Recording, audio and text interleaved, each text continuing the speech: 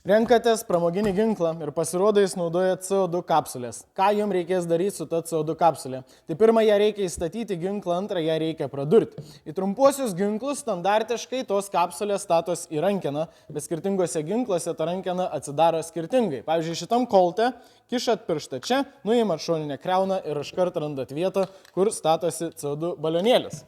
Pavyzdžiui, šitoj beretoj yra kaip ir dėtuvės paleidimo mygtukas, bet spaudžiant tą mygtuką irgi nuimat šoninę kriauną ir vėlgi randat, kur statos CO2 balionėlis.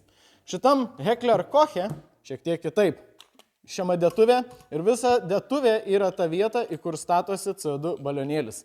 Pavyzdžiui, šitam Glocke atidarius dėtuvę išsitraukia tik vietą, į kur statosi šratai, nes patempus galą rankenos atsidaro vėlgi ertmė, į kurią statos CO2 balionėlis. Ir tada įstačius tą balionėlį į tą ertmę, vienokio ar kitokių mechanizmų, ar su raktu, ar su specialia svirtelė, kaip yra šitam ginkle, sukant, tas balionėlis įsispaudžia į adatėlę, kuri yra ten ir turbūt girdėjot mažą tss. Tai reiškia, kad balionėlis prasidūrė ir viskas. Ginklė yra slėgis.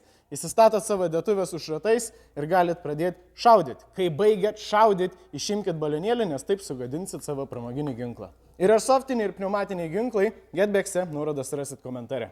Te.